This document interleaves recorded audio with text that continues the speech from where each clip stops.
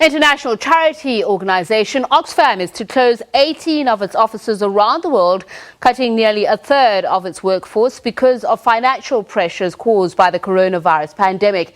The anti-poverty group says the crisis has forced it to bring forward plans to restructure its international operations that began in 2018.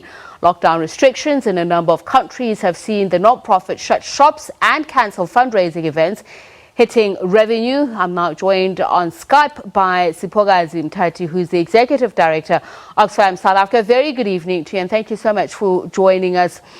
18 of the offices that are going to be shut down. Is it non-strategic offices, or are there other underlying issues? Hi, Tapisa. So, thanks for having me. Like you said, there are three main drivers for why we have decided to take these measures at this point. The one is, and began before this year, it's strategy, where we are trying to find the most effective ways, to set ourselves up for deeper impact in a world that is changing fast. The second, of course, the shifting terrain of NGO funding, which has, been unfolding for the last 5 years, where there's been a real squeeze on the NGO sector. And of course, the third is COVID itself, which has seen us seize the majority of our contact fundraising activities, which unfortunately fund a lot of our on-the-ground operations. Now, you've mentioned an office such as Haiti, where you say there have been accusations of sexual assaults. Can you expand a little bit more about that? And then we'll also talk about countries such as Afghanistan, Egypt and Cuba, where you are axing some of the 1,450 staff. Why are they in themselves being targeted for closure? So, targeted is a strong word, but the point is that what we've had to consider, is operational ease. It's the strength of civil societies in those bases where, for instance, in the case of Haiti, despite the challenges, and yes, Oxfam has been in Haiti for more than 40 years, there's a view that there are strong, particularly feminist movements on the ground. And so Oxfam's exit of its infrastructure in the country is, in fact, not abandoning the country. We will continue to support change in Haiti, particularly through some of the strong feminist movements that we have already been working with. We will continue to support efforts globally to ensure that the world doesn't abandon Haiti. But we believe that for operational reasons, it's important for us to find new ways of supporting change there. Not unsimilar to Afghanistan, where, again, we've been in the country for more than 50 years, where we've had a massive, operational infrastructure in the country, and where, we have decided that we must find other ways to continue to support Afghan people, to fight poverty and injustice in their country, and that we will continue, to find ways to support. And so it's important to understand that, Oxfam exiting any of these countries doesn't mean, we don't work on global campaigns, which include, ensuring that, poverty and injustice in the countries where we will be exiting, is taken forward, but also that we can support change in those countries without necessarily needing to have these huge costs, operational costs.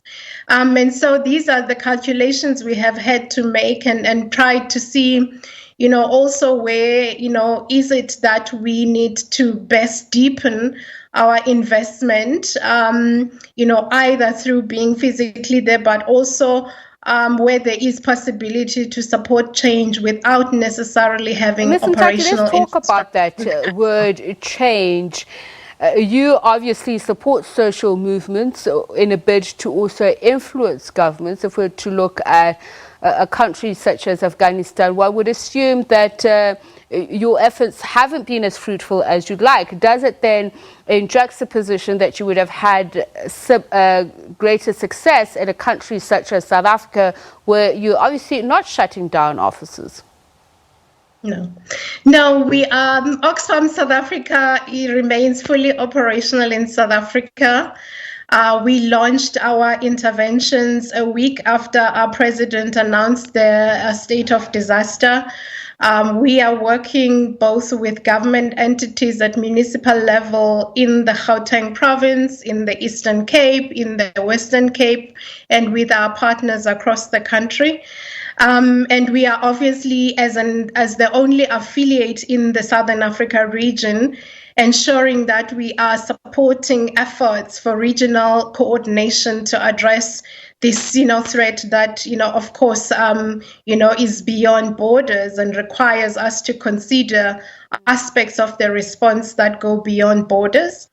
And of course, the issue about, some of the rationalization we're doing is also to say, is it that perhaps work that we've been doing in some of those countries, which some of those countries have remained, hugely humanitarian and therefore requiring a lot of operational infrastructure, is it that we need to relook how we support change? Because doing predominantly humanitarian work there, when there are huge, political issues and huge economic issues, does it perhaps require a change of strategy? And so all of the changes that we're making should be seen in that light of trying to say, how has the world shifted? How has geopolitics shifted? And how have the dynamics of poverty and inequality shifted in these countries, such that perhaps more systemic response is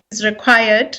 In which case, the activism of social movements, work, on policy becomes perhaps more important, than the other kinds of work we have been doing. And so these are the, considerations we have made. And like I said, the idea that we continue to be a global network, that influences change globally.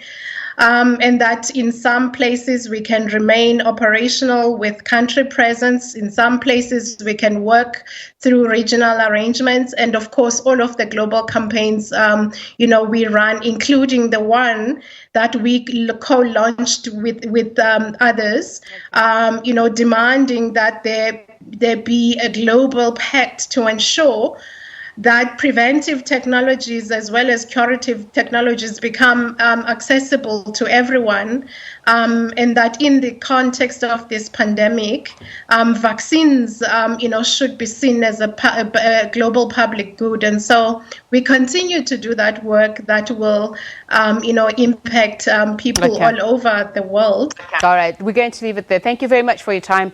Siphokazi Mthathi is the Executive Director, Oxfam South Africa.